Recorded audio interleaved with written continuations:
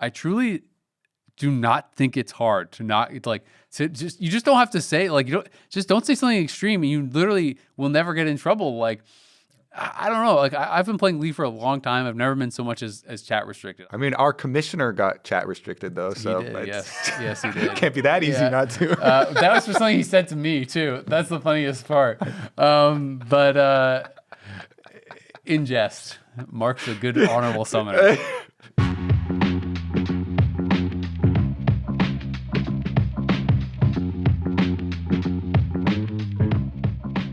Hello and welcome back to The Dive, driven by Kia, season 9 of The Dive, episode number 1. This is not season 9.1.1, by the way. We're not using the new patch. The new patch. You look so confused with this. Do you know the new patch naming format? Yeah, I saw that. It's crazy. It's terrible. It's confusing. I don't know. Season 15, part 1, episode 6. Patch number 4. Chapter 1. This is episode 1 of this season of The Dive. We have had a crazy off season, especially being based in LA and having the wildfires going on. The winds picked back up again, and so we got new fire warnings again. I don't know if you saw.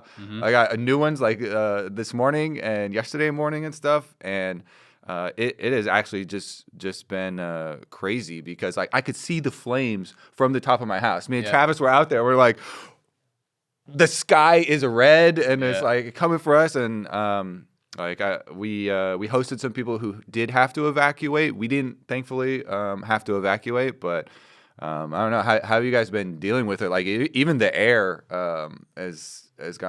was pretty toxic. I found it really stressful, especially at first. I mean, just kind of following the news. At first we're like, okay, well, there's no way it's going to come, this far because we have to come into all these residential areas and stuff. It's not going to get close to us.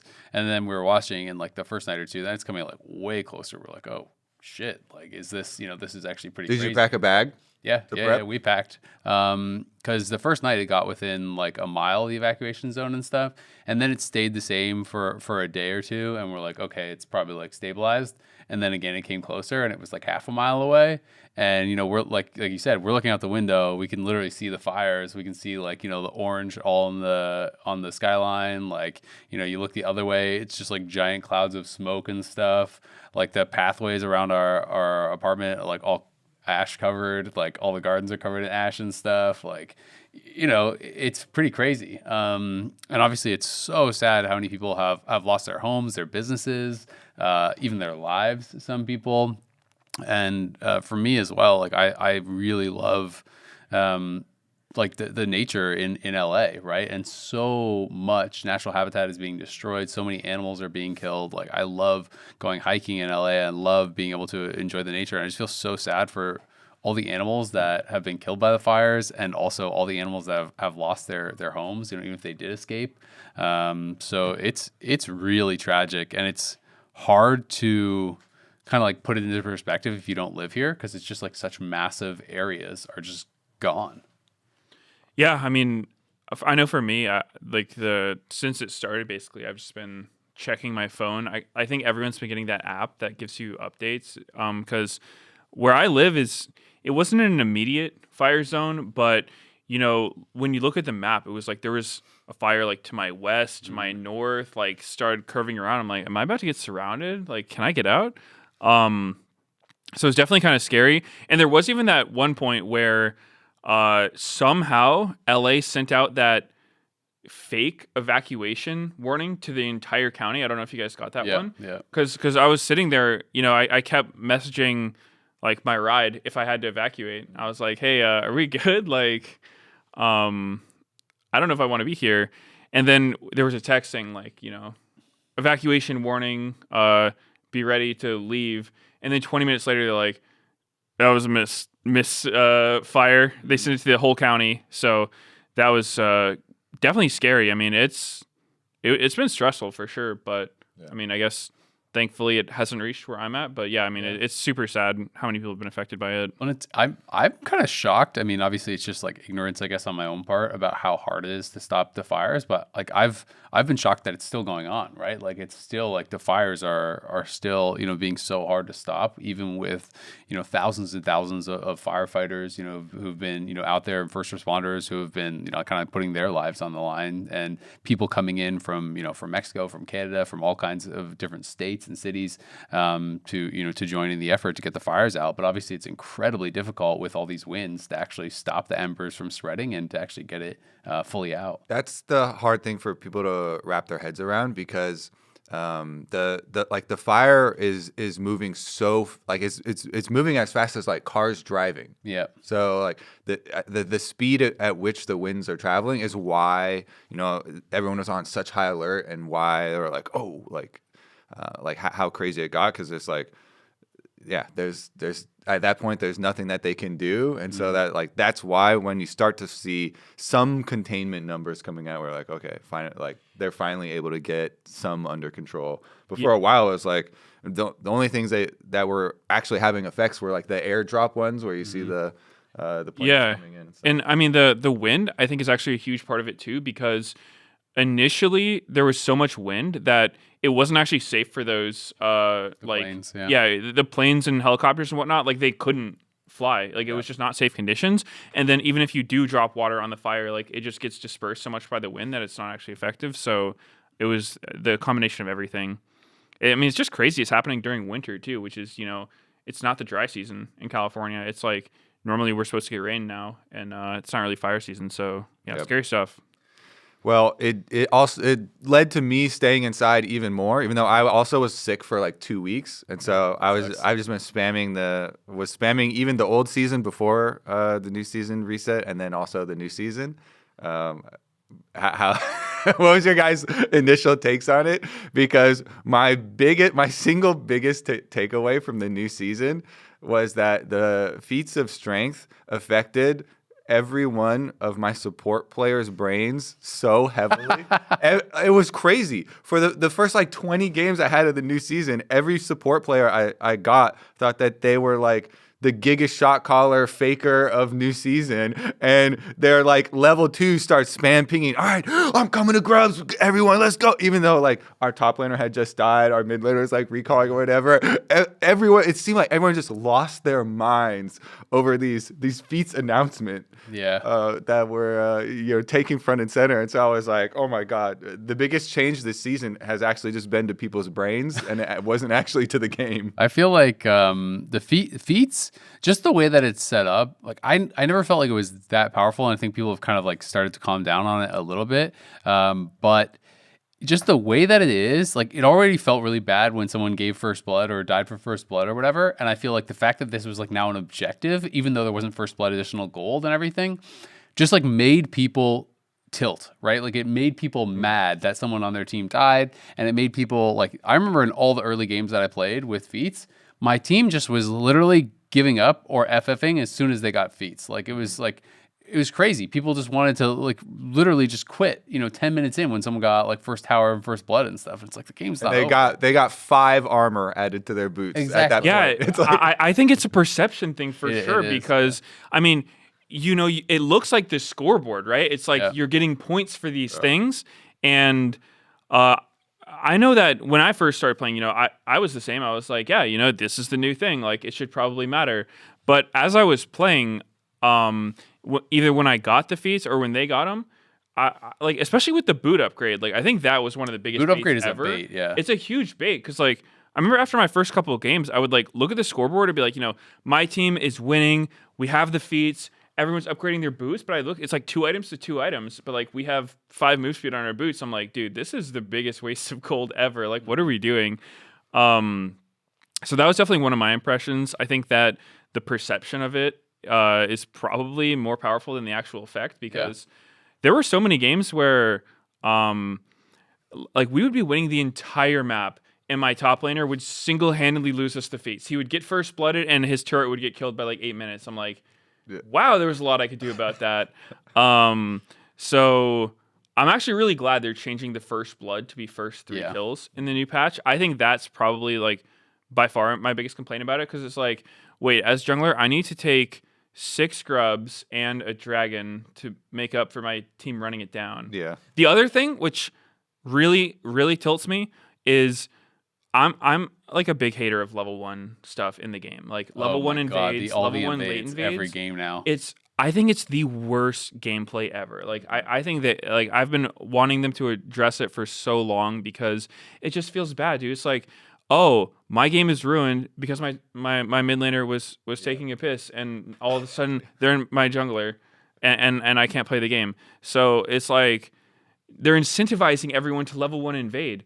And it's just like it requires your team to not be AFK, and you win the coin flip of like, what strat do we go for at level 1? I got 5-man top more times in the last 2 weeks than I have in the last 10 years of playing League of Legends, unironically. Like, no one does like 5-man invades top. Multiple times lately, I'll be playing like a melee versus range matchup, and I go to like get like a ward in the brush, or like just like sit in the brush and side brush. They're 5 stacked in the brush in top lane. It's like Earth now with the cannons. Yeah. Everyone just goes top. It's actually crazy. Like, people are just going nuts for these first blood things. Yeah, and it's I don't know. I am the biggest hater of level 1 gameplay. It is so coin flippy, and it has such a massive effect on First blood is straight random.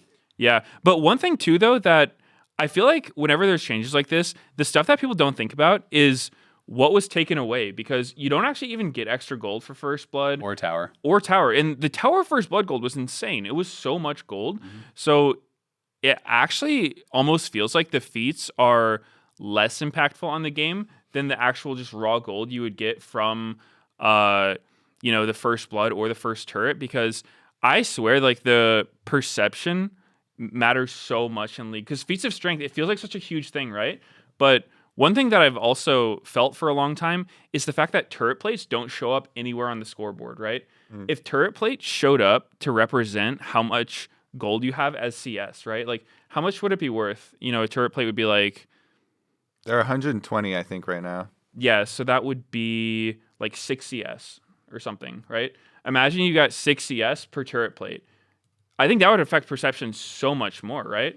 But and that's just how it would be. Like that would be a more accurate description of how strong people are. Yeah. So that ability to like, have a visual indicator of what's going on, I think is a really powerful thing in League. It's really funny because before, like you're saying, sometimes level 1 things would happen, and like someone would give up first blood, and you'd be like, dang. But it's way easier to move on from. Now there is a mark of shame permanently on the scoreboard that is like, remember your teammate gave away first blood, and it's like giant filled in circle thing. And then when you're working your ass off to make up for it and get 3 objectives, like for the next like 15 minutes, you're like sweating over here. Oh, okay, we got to set up for this one. We got to get this objective. And you're like, they got first tower anyways. It doesn't even matter. They already got the first one thing, and you're working so hard. It's just it's so funny. It's almost like a psychological experiment. I feel like this season, which to me has been kind of fun to see the evolution, because the games I'm playing in now are way different than at the beginning of the season.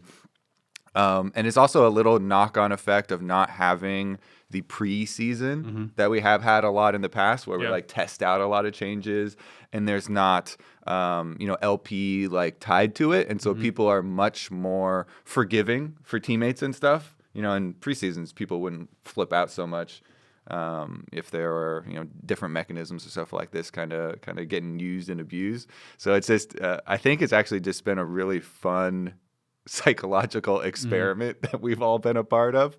I've also, you were talking about like the strength of the old system, like the gold that you got from First Blood and Tower. I saw some data on that, and it was actually very, very similar win rates to get feats of strength as it was to get First Blood and First Tower. And like my assumption is that the designers literally just took, okay, this is the amount of gold you get from these things, and then basically just distributed it across the team with feats of strength, or maybe like slightly more, because obviously concentrated gold is more powerful. But I think it was like feats of strength were, say, like I'm ballparking, working, but it was within like a percent or so. It was like, say, 74 versus 73 or 72 versus 71% win rate, something like that. Because it turns out, if you're getting first blood and first tower and dragons and all these things, you're winning the game, right? Like you're winning the game anyway. I am really happy about the first blood change to 3 kills though, because first blood and first tower just felt way too linked as the feats to me, because like you guys were saying, often if you're gonna get first blooded, you're getting pushed in and you're losing your tower, right? Like there's a very high chance of that unless someone else in the game is like snowballing harder. So I think that's really good. Atakhan obviously is a really big change. The way that minions work, I think, is not that big of a change for solo queue, but it is a much bigger change for pro. But Atakhan to me is actually like the way more impactful addition to the game. Like this thing is really, really powerful. People talk a lot about the GA, like Atakhan, like the Res Atakhan. There's Voracious, and then what's the other one called? I always say forget. Ravenous. I always forget. Yeah, wrong. Yeah. So there's Voracious. I think is the Res one. There's the flower and the GA. Yeah, exactly. There's the Flower Garden and the GA. And like I think that the Res one will get nerfed because everyone is complaining about it. Well, it already is 200 gold thing. Yeah. But I know like people still seem to be, thinking that it's not going to be enough. So I wouldn't be surprised if that got nerfed again. But I think the other one people are really sleeping on because the amount of AD you get and like AP and experience you get for your team if you actually collect all the roses is crazy. Like it's not even like the kill of the Atakhan itself. It's being able to control the area afterwards and get all these roses. And one of the things that I think has been so impactful about this is that it's like you can kind of push the game forward in more easily than you used to be able to before, because if you got an early game lead, 20-minute Barons always felt like really, really risky. Atakhan does a lot of damage, but as you get more used to it, you can actually dodge a lot of the damage that it's doing, like the little spin damage, how like it swirls from the outside to the in. You can dodge a lot of these things, like the line shot. You can kind of step out and dodge as well. Yeah. So as people are getting more comfortable with it, they're taking less and less damage doing it, and it's also like it's way less dangerous, I think, than taking Baron, and it's also way harder to approach than Baron is, because you often have to walk through, tri-brush on either side, and then it's like you're playing against like Caitlyn or Azir or like Orianna or I don't know, like Cassio's there and puts down a W. Like it's so hard, I feel like, to walk in and challenge a lot of the time, that it does become really, really difficult to stop a team that's winning, it feels like sometimes, from taking Atakhan. Yeah, I really like the addition of Atakhan. One thing that I think has felt really good too is I think delaying Baron to 25 minutes actually, because I know you were saying that it's not always easy to take Baron right at 20 minutes, but at the same time, it's all the gaming around Baron, right? Like taking control, because as soon as you're in a losing position in League and Baron's up, you have to think about it. You can never just forget about Baron. So a lot of the time, especially in pro games, the whole game comes down to just controlling around Baron. Where do you have vision? And then picks occur around that spot. So to me, it's felt really good actually to just not, like, you have a little bit more breathing room to catch up, especially if you're behind, because that whole 15 to 25 minute mark, you actually have to play for like dragons, Atakhan, turrets, and it's not just a game of like, all right, it's Baron vision time and I'm gonna face check and probably get killed here. So I think that's felt pretty good. And yeah, I don't know, Atakhan, it feels pretty fair to me. Whereas a lot of times when you lose Baron, it feels like, it's just FF time. It's like so much gold, so much XP. They're about to destroy my whole base. Atakhan's like, yeah, the withdraw is really strong, obviously, but you can come back from it. Yeah, I would say maybe a lot of that feeling is because in solo queue, we almost always get the flower one. I don't know about you, but I almost always get the flower one. If you were getting swarmed with the GA one, maybe you might feel like it's more doomed when the other team gets Atakhan. That one often feels doomed to me, unless really? it has really good wave clear or something. To me, it only feels doomed if they can go to Baron right afterwards. But if they just take it at 20 minutes, it's like a lot of the time people will just end with it, right? It's like because it's not a real death, they'll just run it down. I've had a game where the other team got their revive Atakhan, and then they just instantly just 5-man Dovas mid and all suicided. And I think that might be a skill issue. It was, yeah, for sure. But I'm just saying it's an example, right? Yeah. Where you're not getting the XP for the kills. You're not getting the full gold for the kills. It's not going on the scoreboard, so people don't feel as bad about dying. But it's only a 2.5 minute buff as well. Like you just play a little defense. I think it's fine. So what I've been doing with it is we go and we suicide, but we always like we're suiciding for towers.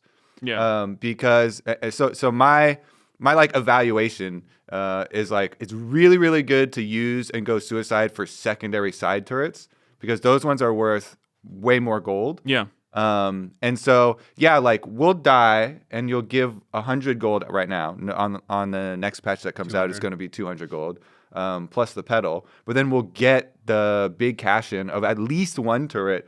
Sometimes like we can spread multiple lanes and like do 2 or do that plus a dragon or something like that. Or like we'll all go suicide for top tower and dragon is up. So like when we respawn, we immediately go to the dragon. So it's like you kind of get like 2 plays for one. I feel like I don't know. It's definitely been fun. I feel like it'll be fun to see the evolutions of how people use these things. Because when you guys were talking about it earlier, also like Atakhan to me, I also have like built some strats around like countering people that go there really early. Because a lot of people do feel like it's just like so safe up there. You're talking about all the extra vision with tri-brushes and the extra walls and stuff. But I actually don't even care about killing it. If you jump on the team that just killed it, and take all they have a bunch of stacks. So Atakhan, he has a similar debuff to Baron. So if it's fully stacked up, they'll have all minus 50 MR and armor. And like we jump on them right as they're killing it. If I don't win the smite fight, I don't win the smite fight. I don't really care. Like obviously it's better to win that. But then like you wipe them all, and then you get all the flowers also afterwards. And I'm like, a lot of the times I'm using Atakhan like as bait for the other team to go do and start. And like flowers are better than the Atakhan. Yeah. Well, I think that like you were saying, to me, Atakhan has never felt risky at all to take is if you're not contested. But if you get jumped on while you're fighting him, it's so bad because that like. I still haven't really quite figured out the specifics of, when the ring comes in. Because sometimes I can step over the ring and take no damage. And other times I do take damage. But, if, say you're, like, stunned when that thing's coming in, you're going to get ticked multiple times. And I didn't actually know about the debuff that ramped up. Yeah. It goes up to 50. Yeah, but that totally makes sense why. Like, I think getting contested on it. I will say from watching the LCK and LPL games that have happened so far, most of the Atakhans are their revive one, not the flowers. Yeah, so for pro, so I think it's almost impossible to get it in pro. There's So here's what I would do. Here's what I would do if I was a pro team. I actually think rushing Atakhan is probably not that good if you're winning. So I think what I would do is delay it for Baron. Yeah, exactly. Like I would just control the 2 lanes by Atakhan, right? Like say it's bot. Like I'd keep mid, keep bot pushed, perma, control their whole jungle with vision, and then make it so it's really hard for the other team to contest. Because one thing that I actually think is kind of cool about it is because of the positioning, almost every objective, right? Like back Dragon and Baron, for the longest time, it's been like, okay, mid control into river. But now you can actually just do the double lift macro of he's like he is the pioneer of just like hard pushing a side lane and taking control that way. Which has always been interesting. So you can do that with Atakhan, right? And then, I mean, the risk is that the people who have mid control just walk through the jungle behind you and you have nowhere to go. But it does kind of give you another avenue to contest it, which I think is cool. But, if I was the pro team, I would just control the area and then delay it until Baron's up. Because I think if you have the 5 revives and you have TPs on your team and you go to Baron, it is like 95% chance that situation is ending well for you because you could do some crazy stuff. Like you could actually just sack your soul laners in some crazy engage, chunk them, get them to blow summoners, ults, whatever, and then you're just back in 5 seconds. So I think that is probably going to be something that we're going to see. I've seen even, like even if you can't get it, like the Atakhan delayed enough so that you actually like have the buff during Baron, you can kind of combine what like Kobe was saying with what you're saying, where it's like, you go do the suicide for a tower or whatever, but it's like people can't use no cooldowns when you're hard engaging on them with 5 members, right? Like the other team still has to use ultimates and flashes and things, or they can still die under the tower if they're getting engaged on, right? So you can often force out like so many cooldowns and just like mostly hold on to a lot of your important cooldowns, not blow your flashes, not blow all your summoners and things like that. And then you can kind of just run back out on the map and start Baron, right? Like I've seen that work really well too, where all of a sudden it's like, okay, you just hard engage on their Jinx or whatever, and now Jinx has like no flash, no barrier, and then you just go right back towards Baron, and it's pretty difficult to contest when your carries have no summoners, right? And the other team is holding on to a lot of theirs because there's very little cost to dying with that buff. Maybe next patch that'll change a bit, because now if you full wipe them, you're getting 1,000 gold instead of 500, which can matter obviously, but I do think it's really, really powerful, and it's pretty difficult to play around, especially at the pro level when they're more organized. Yeah, this Baron thing you're talking about it would just be the dragon one that I'm doing, but even is better, obviously, because you're getting a whole Baron for it, so it's like game ending. Yeah. I would just go to the other side of the map, like do bottom lane secondary turret instead, full send there, and whatever they use to stop you.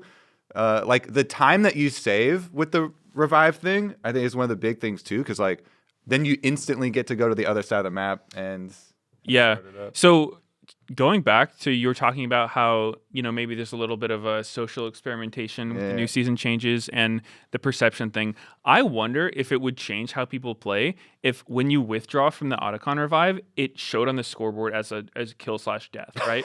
Because it would feel way worse to see the other team get a pentakill, even if it was the exact same rewards you get now. No XP and reduced gold. Yeah. I feel like that would affect the psychology of going for it. So it's always interesting to think about these things and how it affects people on like an emotional level, more so than just like what's actually going on in the game. They add even like a theme song when you start killing people that have the Atakhan thing. You're like, "Dun-dun-dun." It's like one more thing, that this is the one that I think actually got talked about the least with the new season, and I have no idea how good it is, but it's the flowers themselves, like the around the just map, picking up the random ones. Yeah, I mean, because obviously there's the Atakhan that gives a lot, but when I mouse over the buff, it seems like it's a lot of stats for people, and there's like the way it works is a little weird to me, where like you get more XP if you have lower kill participation or something like that. If your KDA is worse, then you'll get your feeder to pick up all the flowers.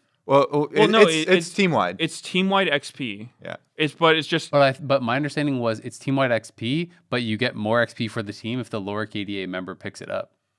That's how it was explained to me. I don't know if that's actually correct, but my understanding was that they just get more XP from the team wide buff. Like, I think it's how much each individual person gets from this stacks of fire. We'll have to confirm with designers, because patch notes have been notoriously incorrect for a while now. That's what I had been told. Is someone told me that they tested this. I don't know if this is actually correct or not, because now you guys are saying you don't know, you hadn't heard about it. But where like we'd kill Atakhan, and if we have like a 0-7 Leona, they'll like let the Leona pick up all the flowers because it gives more XP and stats and stuff to the team. I was told that it was like so instanced weird on each, like it was applied with each player's modifier. So now I'm not sure. So now we'll have to double check that. But that's what one of my friends told me. They tested apparently and said that that's how it worked. So in my games, we've been like, let the feeder pick them up. Let the feeder pick them up. Yeah, because it's definitely one of those things that it seems like it's kind of like under the radar a little bit, because when I look at the buff, I'm like, wow, I'm getting a lot from these flowers. But also, I haven't really seen any info on like, optimization around these things, like what is their exact spawn rate, like what influences their spawn location more. It's just like, it's where people die. It's when people die? It's where people die. So if people are dying in an area... But there's also some normal ones, right? Yeah. There are some normal ones, but it's generally focused around where there's been a lot of deaths. So if there's a lot of action in a lane, you can get the double row spawns, and you can get like if you're diving someone on a tower over and over, they'll get spawns around there and stuff. So it definitely benefits the team that is winning, because it's like if you're killing people, in the middle of your lane and you always have push, then the losing team can't really get access to those roses very easily. So I also have this theory, because the type and location of Atakhan is also determined just by damage exchanged by champions, that it's not just deaths, it's also where heavy trading has gone on. Because whatever system they're using to determine like the location of his spawn and the type of Atakhan just takes into account trading also. Interesting. and like champion damage exchange. So yeah, like you're saying, a lot of the systems are kind of. So if there's a Grass Mundo versus Grass like Scion top lane with Heartsteel, the Atakhan's probably going up there. Well, they have the thing is they have the also bouncing modifiers because there's 4 people in bottom lane. True. And so there's only 2, and so then you're like, well, how much is the modifier then for like the top lane brawl fest or whatever? Because dude, we've all seen those games where it's 2 tanks top perma-trading on each other all game, neither getting low, but they just have like the highest DPM because it's just like, meaningless damage, or like a Zac, like that kind of stuff. It's always fun. I kind of like this matchup. It's fun just hitting each other. But. It is, yeah. Also, obviously, one of the big changes was the way that minions work. In the new season, specifically, this was intended for pro, and my understanding was it was more intended to try to make it to try to make lane swaps less prevalent. I feel like from everyone I've talked to, it's actually kind of accomplished the opposite, unfortunately, because the general idea was before, the way that lane swaps always happened is they'd do this slow stack and you'd do this 3-wave stack with a cannon minion, and then you'd crash that. They'd be getting denied XP this entire time, and then you'd be like 4v1 or 3v1 diving a level 1 top laner. Now the way that works is like you basically can't really stop like the minions from crashing earlier or from dying earlier. Like they die a lot faster. It's easier to get that XP, and the cannon minion doesn't really get to the tower until like the 4th wave.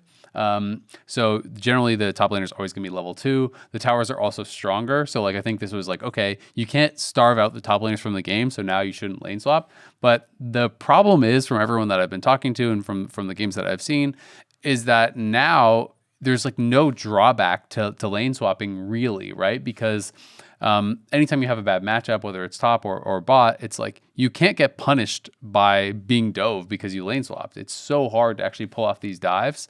And because the dive comes one wave later, it's easy, if you're like lane swapping out of like a bad matchup bot, your Cassante is just sitting under the tower bot lane. He's level 2. The dive comes a wave later, so it's a lot easier for your jungler or for your support to go down and cover it if they even need to. So it feels like, what was intended, I think, to kind of like protect top laners and make them more relevant in the game and hopefully stop lane swaps, from everyone I've talked to has really kind of accomplished the opposite. And every coach I talk to, I talk to almost every team now, has said that there's basically no drawback to lane swapping. Lane swap's way easier to pull off now too because it's less complex. So when I was talking to Nuke Duck, he was saying he felt like the worst team can pull off a lane swap at like 90% effectiveness of like the best team in the world now. Like he was saying, he just thinks it's so simple, like it's so repeatable, that unless they change something significant, you're going to see lane swaps basically like every single game. There's any sort of like a bad matchup in a side lane, you'll just always lane swap because there's no drawback. That's so sad. I mean, I competed when lane swapping was a huge thing, and as a pro player, you don't hate it as much, but as a viewer, it is just like such an L to watch, which is just the sad part because, every once in a while you hear the opinions. Like as a novelty, I think lane swaps can be interesting. The first time you see it, there are different things strategically people can do. There are the early dives, which can be interesting. But at the end of the day, it's not the League of Legends that we play in solo queue, right? When you're watching the best top laners in the world, when I'm watching Zeus versus Bin, I'm wanting to see some crazy top lane matchup 1v1, not how can these top laners perform 3 levels below everybody. Or CS. Yeah, they're literally like just starved to death. So I really hope they find some solution. Honestly, I wouldn't even mind some just really have you guys played Deadlock? The way that it just like forces you into your lane as the game starts. I wouldn't even mind that. Just have the game start with you in your lane so that you don't even have time to lane swap if you want to. Yeah. I feel like and you solve the level 1 thing also? Yeah, I would love that because, I don't think these level 1s and these lane swaps, sure, it adds a little bit of variety to what can happen in a game, but I think it's more negative than positive. So I agree. I would be totally cool seeing something like that. But obviously, I'm not a designer. I don't know. These things can be hard to solve. You can ham-fist it though at this point. Like if they want it dead, there are like inelegant ways to do it. Where it's like if 2 people are in a lane top lane, you get half the experience. Yeah. I don't think Boom, lane swaps are dead. Generally, from talking to most of the designers though, they don't want it dead. They want it to be an interesting not super frequently used option, which I do like. I like that too. when there are interesting, infrequently used strategic options that you can do, because then they're cool. Yeah. But like you're saying, Can you do that though? Would be my follow-up so question hard, to that, because I think as long as there's really any way to pull it off, you'll see it so much. And then also the more invisible thing that happens is it influences the meta and the picks so much, because all of a sudden it's like, Cassante was such a huge pick and probably still will be. And he's not that good of a champion right now, but he's really good at tanking a dive early game at level 1 with his W, right? So it can just And now he'll be influence level us, 2, so he's like undivable. Yeah, you got your E and your W now with your Aftershock or whatever. So it does, like, when it deters you from, like, say, hey, my champion will be useless if I get into a lane swap and I'm behind. That sucks, because that's a lot of champions that don't want to be that starved. So It's like, to me, it's the whole thing of like great is the enemy of good, because I realized that, like, I agree with the premise of, if you can keep lane swaps alive as this niche strategy that once in a while in unique situations or with unique sets of champions can be viable, like, that's really cool for the game. I fully agree with that, and I think almost everyone would.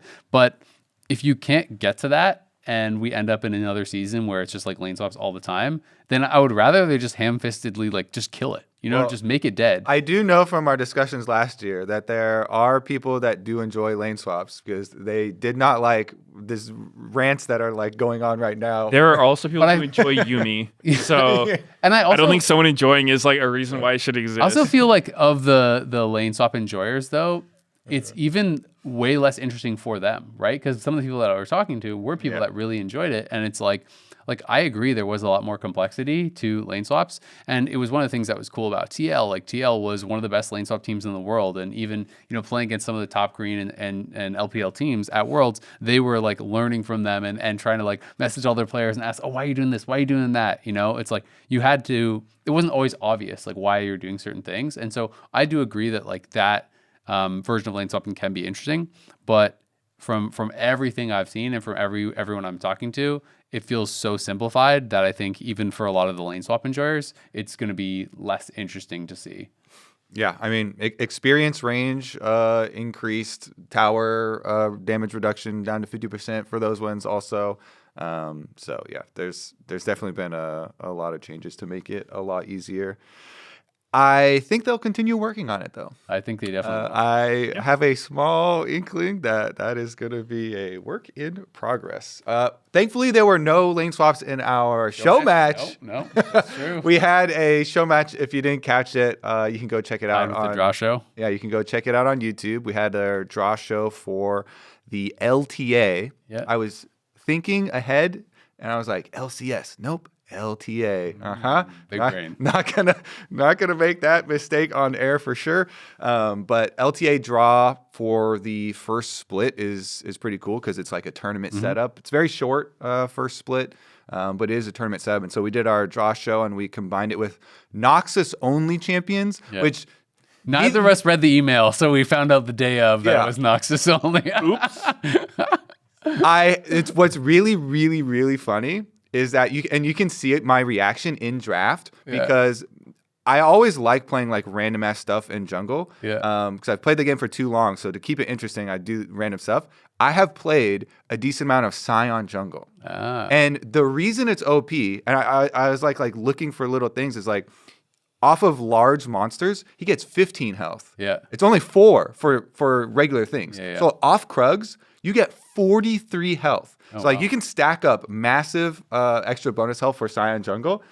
Drawback is you're playing Scion jungle. He's I'm still stuck on the reason he's OP, implying he's health. OP. The health, it's just stacking. I see. Your ganks are trash until you're 6, obviously, and his clear is pretty slow. But I was like, oh man, I've got this in my back pocket, and we were like talking earlier and stuff, and I was like, oh, I'm just gonna do something mega troll. And then in our draft, we're saving it for last pick. They pick Scion away from us and Inspire jungles it by swapping it. I was like mind blown. I was like, how did they know? What? That was We didn't know. We were not doing any research here. I talked to him afterwards and he was like, yeah, I mean, actually it was supposed to go mid versus the LeBlanc, but then XG wanted to play cat and they like swapped everything around. Yeah. But I was like actually mind blown. And so I was like last pick panicking with the timer counting down, and I was like, I could play Darius jungle, guys. And they were like, neither of you played Elise. Like when I picked Inspired on my team, I was like, Inspired's gonna play like Talon or Elise or something, and he's gonna like smurf super hard. He's gonna be styling everyone playing hyper carry, and he's like, pick me Scion. I was like, huh? Excuse me. I don't think he's obnoxious, dude. How about Elise? I didn't pick Elise because Art was arguing with Mark earlier in the day, and so I wanted to stick to my principles Elise is Shadow Isles. She is Shadow Isles. That's what I'm saying. But she's in the cinematics, so it was a lot of fun though. I honestly really enjoyed it. I ended up like I thought the pros were gonna be like full troll, like let's just mess around. But we go as soon as I pick team, they like start talking about the draft and they're like, all right, we can't give Sniper a Riven. Yeah, you guys stole away so many of our picks. He's like, we can't give him Riven because he's gonna play Riven with Ignite, and like we had no top laner on our team, so they're like, well, they're gonna get absolutely pounded, so we gotta take it away. And Inspire's like, I could play some Riven jungle, like I could totally do it. You know, Riven jungle's gonna be pretty good. And then Jan's like, you know what? I'm actually a good Riven. Like I've played like 60 games of Riven, blah, blah, give me Riven. So like, okay.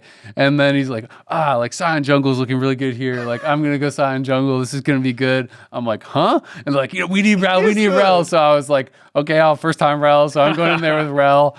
And then we get to our last pick. And they're like, yeah, like Cassio would be really good here. Like maybe Vladimir, we just need something around out of the comp. Like, this is going to be good. And Xy's like, give me Katarina. And everyone else on the team is just like, oh. Everyone's like, our comp's not looking so good now. It's so funny. He always hovers Katarina, so I think it's for like his girlfriend or something. Okay. Anytime a pro player hovers something that you know they're not going to pick, it's a girlfriend angle for sure. I think so. It was just so funny to me though, because you could tell like Sven and Svar were kind of just like, our comp is screwed. Up until that point, your whole draft is like mega sweat, and I'm like, oh fuck, and they're stealing away picks from us, and I was like, oh no. Anyways, it was really fun. Yeah. So then I had the first time Mordekaiser jungle. Yeah. Also, I don't think I've ever played a single Mordekaiser game, but it's really hard. Yeah. But yeah, I was like, you know what? I'm gonna be able to auto attack people and queue people. Like it was so good into what your comp ended up being with like Scion jungle and like all these front riders and stuff. I mean that was a really fun experience. Yeah, I had a lot of fun. It actually we killed bot lane a couple times, just cut the tapes right there. You know, GG. I outsmited Inspired on Baron. Kobe stole Baron from Inspired. A fair 50-50. A fair, honorable duel. Incredible. Yep. Yeah. My soul laners got smoked. Yes, they did. Yeah. It actually made it more fun because like you even started like all chat trash talking from like minute one once we got off the fountains, and like I could tell everyone was like sitting up like Fudge. I started trash talking at level 1. Yeah. I forget what you typed. You typed. You were like, what did you type? I don't think I typed. You were like, may the worst player lose or some shit like that. And Fudge like sat, and like Fudge was like typing a lot also in the game. Yeah. I think because of that, and so everybody really enjoyed themselves and got into it. Yeah, I had a great time. We also did the draw. Obviously, new LTA season is here. We're no longer LCS. We are LTA. We are going to be LTA North here for our conference. And we have, obviously, if you haven't been paying attention, some changes with new teams coming in, which is pretty exciting. We have Lyon Gaming coming in, who was from LATAM. We also have DSG, so Disguise is joining. Disguise Toast team is coming up in, I guess, what's called the guest slot, I believe. We also have Shopify Rebellion, who we already had, but they now have partnered with Ludwig as well as Moist Critical. They're now co-owners of the team, so we have some really big streamers and personalities that are kind of be coming into the LTA, which is really exciting. We've obviously seen what like K Corp and Koi and like all of those kind of communities have really done for LAC, which is really cool. So hopeful that Ludwig and Moist Critical and Disguised Toast are going to be like involved in LTA scene and maybe doing some co-streaming and stuff and kind of getting their fans involved. But that's something that I'm really excited about and the possibilities there. Me too, because I gotta be honest, with all of the like Los Ratones and Cadro's team and all the stuff happening in Europe, I was starting to feel like, oh man, they got like so many new shiny toys over there. So I was super excited when we actually got the announcement for Ludwig and Moist Critical, especially merging with Shopify. Of course, all the other ones as well. But like Ludwig just did a power grind up to platinum, only playing the game for like 5 months or something, and got like a whole bunch of hype. So I was like, yay, we got some shiny, fun stuff going on over here just too. Did a grind to platinum for the first time like yesterday or something. Yeah, because of Love. Yeah, so we're already getting the like battle of the owners. Yeah, the rivalry. That's awesome. That's what we need in the scene. We need those faces behind the teams. And I've heard that they are going to do a lot more than just co-streaming too. Nice. So I'm super excited for whatever, content comes out of this. And they're obviously competitive people. Both of them come from competition. So I'm super hyped up and looking forward to it. I mean, did you see the Disguised Toastas has done multiple interviews where he is just talking about the old, decrepit, like lazy It's orgs. everyone versus Dignitas this year, by the way. It's kind of crazy. He's just like flaming all of the. Okay. I saw some clips with him like flaming Dignitas. Specifically Dignitas, yeah. But also he flames a lot of the like, older organizations, and he's like, yeah, it's not really like me versus Ludwig as the new ones. It's like us versus all the old, teams and stuff. And like they're coming in to, revolutionize it or whatever. I'm like, okay, cool. Like, we'll have as many different rivalries and feuds at the draw show too. Like everyone's just going in on Dignitas. Like Liquors is just like, yeah, I'm happy to be on a real team. No longer on Dignitas. And Sven's like, yeah, happy to be on a real team. No longer on Dignitas. Actually's like, yeah, happy to be on a real team. No, it's like, excuse me. Sturdy's like, mine says Dig. Yeah, and then XU is like, yeah, look, we even have the same colors except our fits are better. Our team is cooler. Like they're just all going in on Dig. So it's pretty funny. And if you haven't watched Pros yet, Surdy is very confident. And I really, after playing the show match with him and watching Pros, like he popped off in the show match. I'm a massive Surdy fan. Like I already was like, oh, cool. You're like, it's. I like the story that he's finally getting his chance. Winning collegiate, winning NACL, carrying Kobe 1 in the show match. That's what it takes. Yeah. Now he's got my fandom. Yeah. You know what? I like winning. Yeah. As much as we're like, oh, it's a 4-fun game. I was like, Sniper, Fudge, Surdy, Licorice. My 4 favorite players now. Yeah. I mean, it's definitely, I love the storylines. I feel like that's something that always really brings people to the scene, and I think it's why so many people fell in love with Pro League to begin with. Absolutely. Was because honestly we have seen like teams over the years that are kind of like forgettable. They don't do a lot of content. It's just kind of like players you've never heard of before. So it's awesome to have these owners and players that you can really root for, because like you said, Surdy, he's someone that has been talked about. He's one of the like big prospects who's like you said, he's done well in every challenge he's had so far, solo queue, collegiate, and ACL, and so now it's the real deal. It's the big league. So it's cool that he's got a shot, and everyone can see what he's got. I wrote down some quotes from the Pros that, because I really did enjoy listening to him and his attitude, because some of the players that if you get like rank 1 in solo queue, and like the community is on their side for a lot longer than like the LCS owners. It takes the LCS owners a lot longer to recognize and like finally get them onto a team. Sometimes like they'll have a chip on their shoulder, or they'll have some ego about being rank 1 or solo queue grinder or something. But he was like, he legit said solo queue made me worse.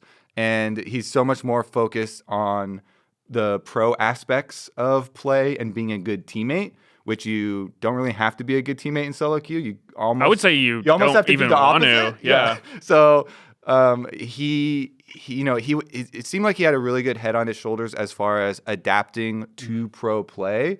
And he's obviously spent a lot of time, like you're talking about, in the tier 2 leagues and done very well in them. And has history with, like, he was on with Inspired, but has history obviously with Inspired, with Impact. He was talking about his matchup with Impact now because he was behind him on the EG team in 2022.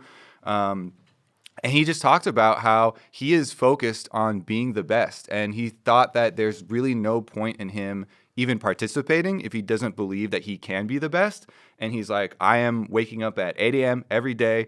I am grinding. He's like doing the healthy things and then grinding League of Legends. I respect that so much. And studying. And I was like, yeah, I do, because everyone, like you're saying, had been like flaming Dignitas and like ragging on him and stuff. And like he seemed to take all of the jokes really well. Yeah. And seems very, very driven. So I just, I became a full fan. Me too. And I mean, it's just like, he's one of the guys that, for lack of a better term, like he did everything right. Like there's nothing else you can accomplish below the LCS level, right? Like he was literally rank 1 and 2 in solo queue. He set the highest LP record, I think, worldwide, at least at one point, I believe. Worldwide, I know there's definitely been some really high ones, but maybe. Well, one of the highest, I'll just say that. Yeah. But like he was rank 1 and 2. He was like combined 2,000 whatever LP. He won ACL. He won CLOL. It's like at that point, what else is there? Like you need to get the shot at the next level. And I've just even liked, last year I remember talking to him a little bit and seeing some interviews, and I just liked how he doesn't come off as cocky. He really does come off as like pretty aware of his strengths and weaknesses, but very confident in his strengths, which is something that I enjoyed. Like when he's talking about Impact and why he wanted this matchup with Impact, he's saying that Impact was someone that he really respects and learned so much from, because Impact was really good at the things that he felt he was weak at. But he also said, in the same vein, he thinks that he is better than Impact at what he is really good at, right? And so I think that is kind of cool to be like aware of like these weaknesses, but still have a lot of confidence in his strengths. And from everything I've heard, he really does have a lot of strength in and belief in his laning, right? And knows that like, hey, maybe he's going to struggle at some of these other aspects of the game at the LCS level, but that has made me kind of like single-handedly excited for Dig. Let's talk about the draw maybe and jump into some of the matchups. The draw show did happen. Our first round matchups are as follows. We have Shopify versus FlyQuest. That is round 1 on Saturday, the 25th. Then we have Lyon versus Cloud9. That is the second match on Saturday. Then on Sunday, we're going to have 100 Thieves versus Disguised, as well as TL versus Dignitas. Shall we just start at the top? And we're going to combine basically some matchup previews, talk about the teams, but also with kind of our power rankings this time around. Yeah. Honestly, I think we should also just read off our power rankings at the beginning, just so that people can have it for their content, for the top to bottom lists. I don't have Meteos' power rankings, but I do have the other ones. Okay. I can start with mine. Yeah, sure. Go for it. So, first, C9. Of course. Of course. Shameless. That's the paid for spot at the top. Paid for spot, but I also believe in them. I'm never going to doubt Blabber. Then going down, I've got FlyQuest number 2. Obviously, they did really well last year. Made us proud at Worlds. So they got to be up there. TL number 3. And then I think the top 3, like last year, I think will be quite ahead. And so going down, it's a little harder to place them, but I did my best. I said 100 Thieves number 4, Dig 5, Shopify 6, Disguised 7, and then I think Lyon might have to be 8th. It's always hard ranking someone 8th because, it's like, I don't really know, but my thought is that, they're coming from LATAM, which is, by most people's standards, probably a weaker region than LCS was. So I think maybe it'll be harder for them. But who knows? I could be wrong. You're struggling from us not having Immortals there. We don't have that strong foundation. Your bottom. For real, though, Immortals was always there. The caboose, as we call them. Could always count on Immortals. Rest in Where do I start with my power rankings? Immortals 8. At the bottom. Yeah. So my power rankings, very similar to Kobe's. I can just read them both off, and then there's only really one change. So I had Fly number 1, TL 2, Cloud9 third, 100 Thieves and Shopify fourth and fifth, and we had a swap. I had Lion sixth and Dig seventh, and Kobe had Dig sixth and Lion seventh, and then we both had Disguised down at the bottom. Really, Disguised last? Yes. Well, Disguised, there's a lot of question marks about, I think, and we can get into it when we get to that matchup. But our first matchup is FlyQuest versus Shopify. In our aggregate, even though you have C9 first, it would still be FlyQuest number 1. I don't think that's going to be any surprise. Every coach that I talked to does look at them as like, the team at the top. Some people have TL up there. Some people didn't and actually thought TL has kind of fallen off a bit, which I found interesting. But FlyQuest seems to be like unanimously up at the top. Obviously, they're coming off of Summer Split champions. They almost beat Genji at Worlds. They went to 5 games at Worlds and really impressed there. So they are doing really, really well. They didn't do any sort of like big boot camp or anything. And I think they've been scrimming for, I was told, was it like 8 days or something? They haven't been scrimming nearly as long as other teams. But even with that being said, from what I had heard, they like very, very quickly were able to start beating like everyone. And they are expected to be like the best team, right? They're a flexible team. They're also a team that I think we haven't talked about Fearless yet, but I think Fearless is really kind of potentially in their favor too. When you have crazy players like Whippo and you have guys like Inspired bringing out Nunu and stuff, and you have, Busio who had that history of bringing out, like Vel'Koz support and Azir support and all these different things. So I think that they are really like the kind of gold standard right now for LTA. Yeah, especially on the point with Fearless. Not only do they have players that can play a lot of different champions, I think that Fearless draft actually has a lot more skill expression than the old draft. Obviously, it's more complicated. And when you have players like Inspired that you could even tell during the show match, loves like getting all these weird matchups and like changing the draft so that they can have like counters in every lane and stealing away opponents' champions and all this stuff. I feel like everyone who plays with Inspired always talks about his view of the game, and his view of the game is beyond just like what you're doing inside. It's a lot about draft as well. So I feel like the Fearless draft for FlyQuest should be a really, really big strength because of especially how he leads the team and thinks about the game. And they, of course, like you're saying, also have these players that are very flexible. And you've got Whippo that Sven kept referring to playing funny champions. But it's like, yeah, champions that he's very good at that won't get locked out by Fearless because they're not super common. And then, of course, I think everybody can stay on board this like Masu hype train with how amazing his rookie year was, performing so well under international pressure.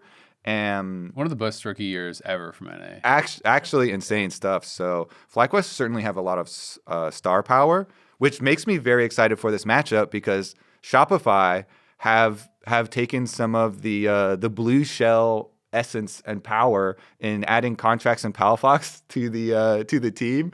So I'm like, okay, what better team to go up against, like, the defending champion, FlyQuest, number 1 by most people that aren't paid by Cloud9 in their power rankings.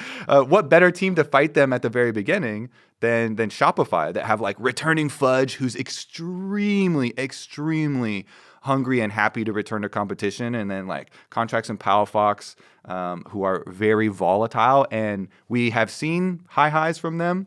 And oftentimes can rise to the level of like rank 1 competition, but also have had some huge blunders. So we're not exactly sure where they're going to come in at the beginning of the season. The only sad thing for me is that I have already heard a lot of stuff about Seos, their support not being able to play for the first split because of visa stuff. So visa issues are so rough. It always has been. It's one of the risks with importing because you just start late and you're playing catch up the whole time. And I believe like with this first split, if you have a rough start, that could just be it. You lose your first 2 series, you're done for the split. Yeah, I mean, and so that could be super, super brutal. So I feel for any team that has to go through that. Absolutely. But they do have good players on their team, so maybe they can make it work. But I'm obviously a tough tough challenge ahead of them. Yeah. Playing against the number 1 team and having visa issues. You could see Fudge's face when they drew because it was between Fudge and Sven, who were the representatives for their teams. Everyone wanted Lyon. Yeah, they were drawing, and they're like, please, don't make us play FlyQuest. Like, they didn't want to draw it. So you could tell he was disappointed when he drew FlyQuest. But then Fudge, like, put on his confidence, like, cocky attitude anyways, and he was like, basically took the attitude of like, fine, we'll beat them anyway or whatever. But yeah, you could definitely tell they would have preferred to draw one or the other. I mean, it's going to be really interesting, right? Because I think if there's a time to play FlyQuest and upset them, it is the first match. Like, I think that's, your best shot because, they didn't do a boot camp like some of these other teams did. They started scrimming a lot later. And there is always that chance of teams doing really, really well, and then maybe the ego gets you a little bit, right? Like maybe you feel like, like it's just LCS, I almost beat Gen G, or LTA, excuse me. That's going to happen. Like where players can get a bit overconfident and maybe get a little bit lazy. I talked to Nuke Talk, he was really emphasizing that it's like, we did well because we put in an enormous amount of effort. And if players aren't doing the same thing, we're not going to get the same results, right? And so we'll see, if they're going to come in hot. Whereas on the other side, I think there's going to be no lack of motivation. There's a lot more question marks. I mean, Palafox is coming off, let's be honest, like his worst year of his career by far.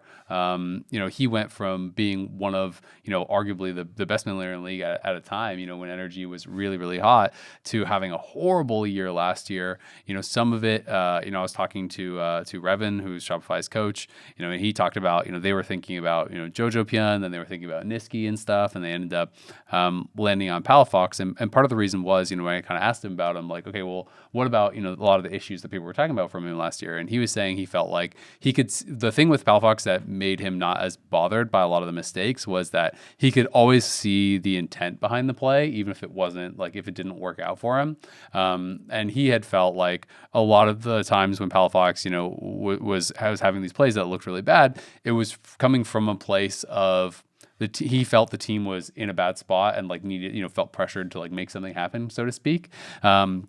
So, his kind of like idea about the forming of the roster was you would have side lanes that are supposed to be like really, really stable. And then you would kind of have this playmaking core of Contracts and Palafox who are supposed to be the wild cards, the X factor. And Fudge and Bvoy are supposed to be kind of like the rocks in the side lane that are lower variance players, but are going to get their farm, are going to get strong, are going to be, there to show up and perform in a team fight.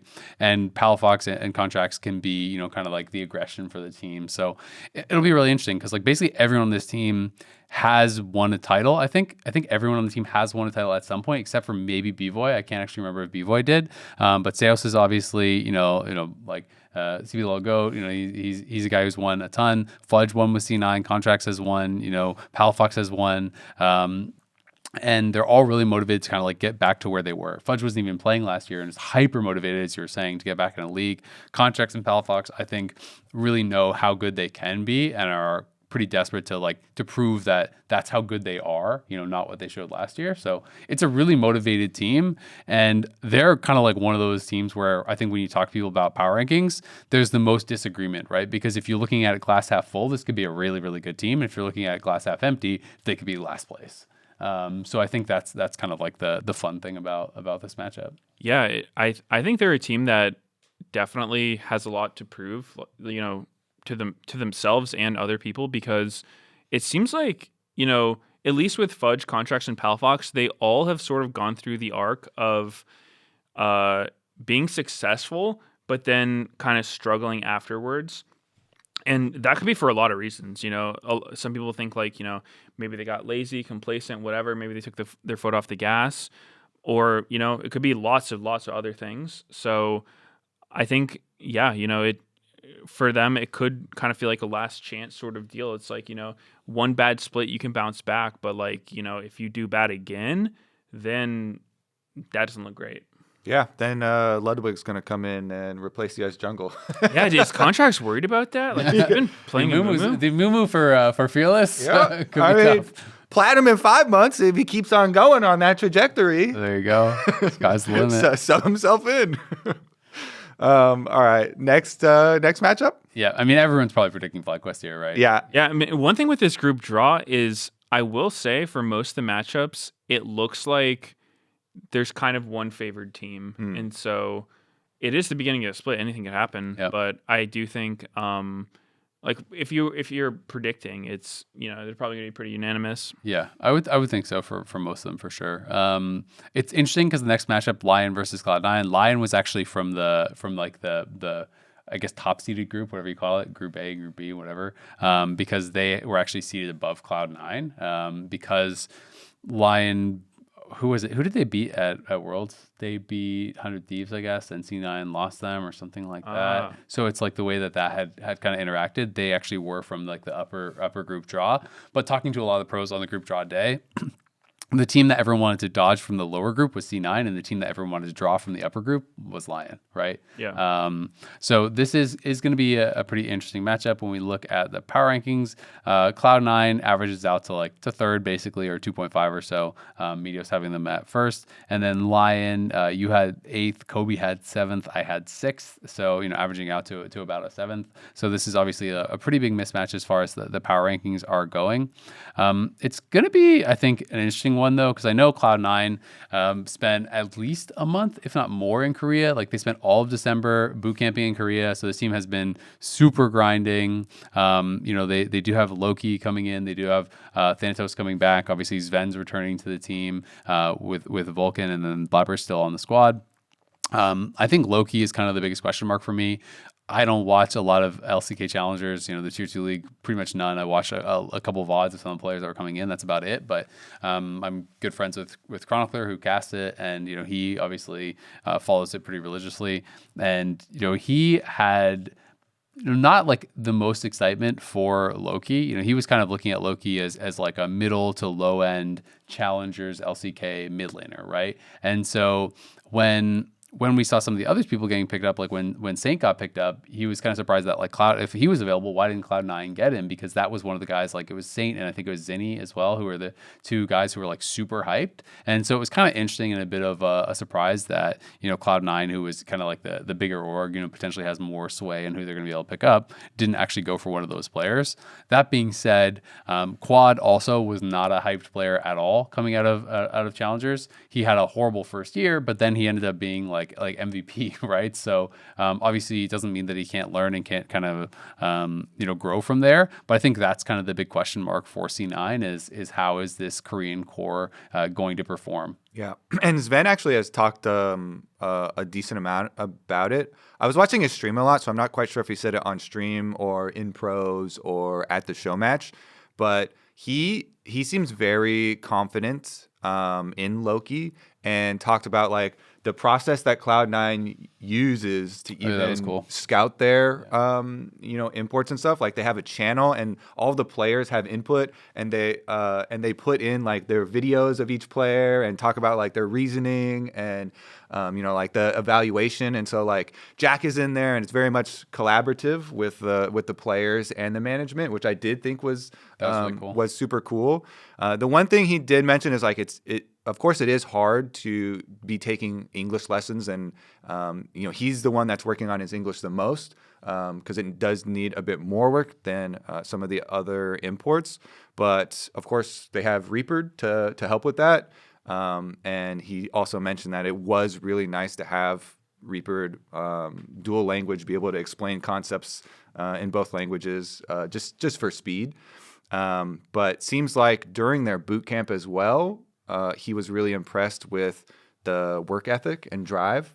So I think that's just such a cool thing when you can have these like everybody commit to a long boot camp before the season. It always makes me think, especially at the beginning of a very short split like this, that gave me like a boost for Cloud9, because I was like a massive boot camp like that, like their boot camp lasts longer than the first split almost. So like they got a lot of practice together, and like you get a lot of team bonding, you like trust your teammates really well, and like they figure out how each other works a bit more and how they want to play the game. So that made me pretty confident. But kind of like you were saying, when I was talking to Chronicler, he was like, yeah, Saint was like DK challengers were first or second place challenger team, and so Saint basically beat Loki most if not all of the games, like the majority of the games that they played, it's usually Saint getting the upper hand. So I actually think it's kind of a cool little mini matchup that we have in our first draw with Loki versus Saint, because they did play each other in challengers, and the quote unquote like lower rated team actually has the mid laner that had the upper hand in that. So it'll be very interesting to see the team dynamics as well as like that individual matchup play out in the mid lane, because you can very easily and very quickly have like, say like you got bragging rights for we got the better import or whatever, because it's kind of a 1-to-1 with both of them. And Yeah, I mean, I think when you're importing a player, especially someone from Korea, which is where a lot of imports come from, there's so many factors more than just like how are they doing in Korea, like their solo queue rank or how they do in challengers, for if they're going to be good in LCS, because they have so many challenges that they have to go through, more so than just playing the game, right? It's like you're playing the game in a language you don't really speak. You're leaving home. A lot of these players are young. Like it might be the first time they're leaving home. It's like you're going to get homesick. You're not going to have your friends around. You're going to be in a totally different culture. So I think there's a lot of things that go into, is someone going to succeed in this kind of environment? So I actually haven't. I've met Loki like I think once, but yeah, I don't know a whole lot about him either personally. So it's going to be interesting to see how he does for sure. Yeah, I talked to Lyon's coach. I'm not sure exactly how you pronounce it. Kim. It's because Khynm. Kim. I'm not sure. Good guess. Anyway, Could be. And it was nice talking to him, like, because he was saying, they built like their roster around Audie and Lyons, this is their third year playing together, kind of as that duo. So they have like a lot of comfort, as a support jungle duo, and really like to make like a lot of plays around the map. And they were trying to look for basically like a balance of experience and kind of young talent. That's obviously like the new Lions is on Lion. It's Lions. No way, that's Yes, crazy. Yes, and.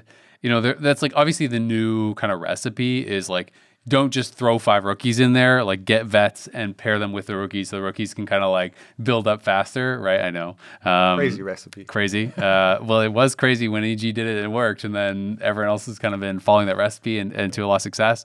So they kind of wanted that balance. Obviously, like Audie, is like the GOAT LATAM jungler. He has been around for a long time. Licorice has a lot of experience. And even, Henna has been around for a while, and they kind of wanted to pair that with some of the younger players like Lions and like Saint.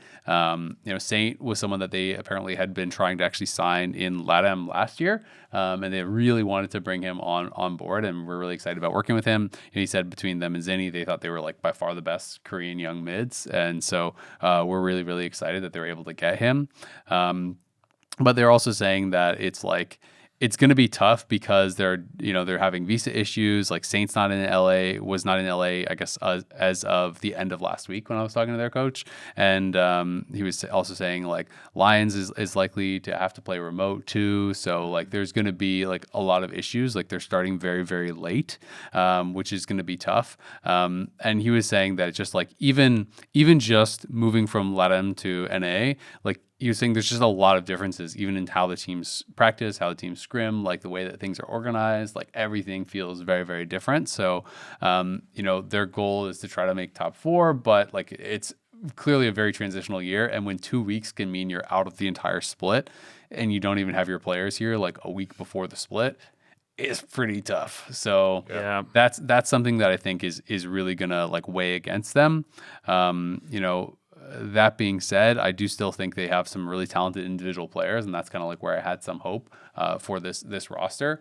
But for me, it's like realistically, the first split is going to be really tough unless they can just kind of have that like star power kind of like shining through. Yeah, especially the thing about like not being able to play here. I hope that he can get here, but they were talking about having to play like the whole split almost remote from Mexico City. Yeah, which would be.